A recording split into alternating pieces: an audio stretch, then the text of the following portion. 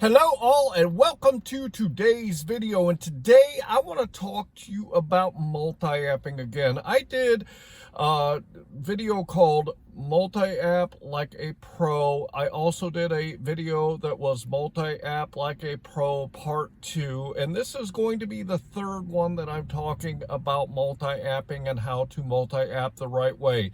Today I want to get into the topic of when you are actually on a delivery and you accept an order from a platform. What do you do when you see a better offer come from a different platform while you have accepted the one that you are getting ready to take? Let's say that you're taking an order for DoorDash and they sent you one and it meets your dollars to time, it meets your dollars to mile, and it meets your dollars per delivery. And then let's say that Uber Eats comes up and sends you an even better offer. What do you do in this situation? Before we get into the topic, I do want to remind you that if you have not downloaded my metric spreadsheet, I do not know what you are waiting for. If you want to know how well you are doing out here so that you can see where you need to improve, it is vitally important that you keep track of your metrics. I'm going to throw it up here on the screen real quick so you guys can take a quick look at it. If you look on the left-hand side, you're going to see that I always put my start time and my end time. This gives me the total hours that I worked on a shift. I also put in the miles, and then if you look to the right, I always put in the dollars. I always put in the amount of time, and I put in the number of deliveries that I've done for each of the apps. And then if you head to the bottom, you're going to see that it will calculate out what your average dollar per hour, average dollar per mile, and your average dollar per delivery.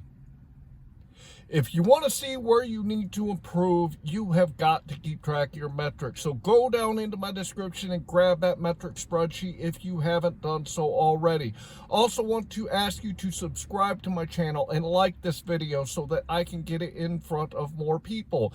And then finally, head down into my description and go check out the video where I talk about Beans and SimplyWise and QuickBooks Self-Employed. These are great tools that I use on a weekly basis when I'm out here doing food delivery. And with that, let's get into the topic. So you're on a delivery and you accept an order off of one of the platforms. Again, let's say it's DoorDash. They send you an offer that is going to be a decent dollars to time, dollars to mile, and average dollars per delivery. You got a good order and you are on the way to go pick it up. And then Uber Eats, let's say that they send you another offer while you have accepted the one from DoorDash, and let's say that it is a much better dollars to time and dollars to mile and dollars per delivery. It's a much better offer overall. What is it that you do in this situation, and how do you handle it when you get an offer that's better than the one that you are on? The first thing I'm going to say is I've talked about it in a lot of videos that your completion rating is one of the most important things when you're out here doing food delivery. We all know that on DoorDash, you have got to keep your completion rating 80% or above. This means out of 100 deliveries, you cannot give up more than 20 of them after you have accepted them. When you accept an offer on one of these platforms, you have basically signed an agreement. You've made a contract with these companies stating that since you agreed to it, you're going to go pick up that food. You're going to not tamper with it. You're going to take it to the customer and drop it off, and they are going to pay you whatever that offer was and possibly more for doing so. In the case that you have accepted an offer and you get a better offer from another platform, there is one of two options that you can do.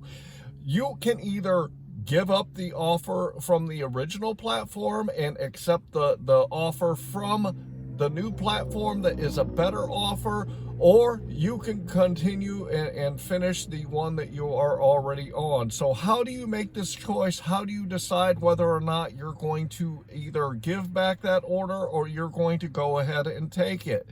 It really depends on you, and it really depends on how many offers you've already given back. because if you are giving back a lot of orders, then this means that this can impact you up to deactivation if you have too many. So you have really got to keep track of your completion rating, and you have got to know exactly where you are on each of the platforms every time you go out there. DoorDash, they make it quite simple, because you can go to your ratings tab at the bottom, hit ratings, and it will show you exactly where you are with your completion rating.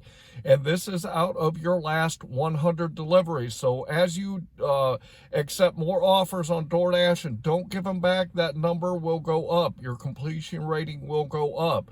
I never go below about 85% on my completion rating on DoorDash, because I don't ever want to face deactivation from giving orders back. So every time I start my shift, I look at my completion rating and see where I am, because this tells me if I get orders from other platforms that are better, is if I can give back orders from DoorDash or not. Although Uber Eats and GrubHub do not show you what your completion rating is, do not ever think that they are not keeping track of it and that it could not affect you if you give back too many orders on these platforms.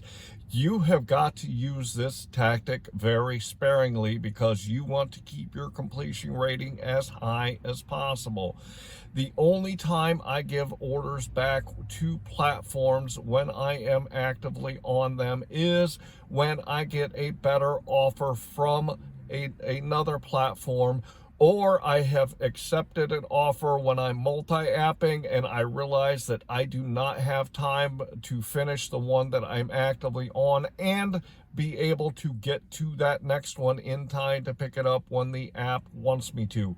So I use these giving back the orders to the platforms very, very sparingly, and I always make that decision on whether or not to give it back based on where I am on each of the platforms. I rarely give orders back on Uber Eats, very, very rarely. I rarely give orders back on GrubHub. Typically with these two apps, I only give them back when I know I don't have enough time to get to the pickup on the next one, because I am on an active delivery. This is the life of a multi-apper, and this is what we have to do.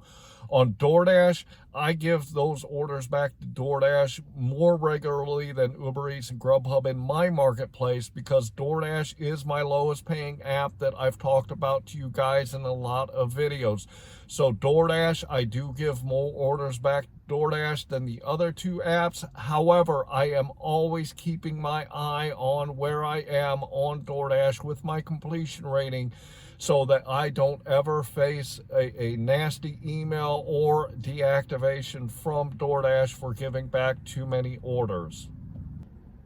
You have got to know where you are with your completion rating, even with Uber Eats and GrubHub, given the fact that they don't show you what your completion rating is on the app. But you have got to keep a mental note of where you are on Uber Eats and GrubHub, and you should be checking your ratings on DoorDash every time you start your shift, so that you know where you are on your completion rating. If you are close on any of them, do not give back orders until you get your completion rating at a higher percentage. Do not ever go, the standard I use is about 85%. When I get close to 85%, I know in my mind that I cannot give DoorDash orders back, because I want to get that number back up to 95 to 100% completion rating, so that I have that buffer and I know that I'm never going to face a problem with DoorDash or Uber Eats or GrubHub. But I always make sure that I know where I am on each of the platforms with my completion rating, so that I don't face any problems on any of the apps. So when you're out there doing food delivery and you are multi-apping, if you get a better offer from another platform, give back the one that you are on. only if you know that you are okay on your completion rating. I give orders back regularly, especially on DoorDash, as I said, because I get better offers from the other platforms when I've accepted an offer. It is completely okay to do this as long as your completion rating stays high on all of the platforms. So you've got to keep a mental note on the two that don't show you, and on DoorDash, it's easy to keep track of it because they tell you what your completion rating is.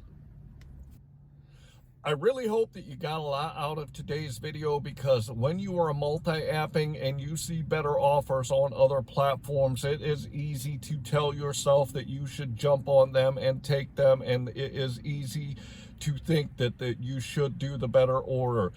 This is not always the case if your completion rating is low. So I hope that you are out there getting the money that you and your family deserve. I do want to remind you, head down into my description, go grab my metric spreadsheet, subscribe to my channel so that you can continue to get the great content that I throw out, and please throw a like on this video so more people will see it. Finally, go check out that video on the Beans app, SimplyWise, and QuickBooks Self-Employed, and go grab those for yourself if you think that they would be good tools. I am going to leave you with that, and I want to say thanks.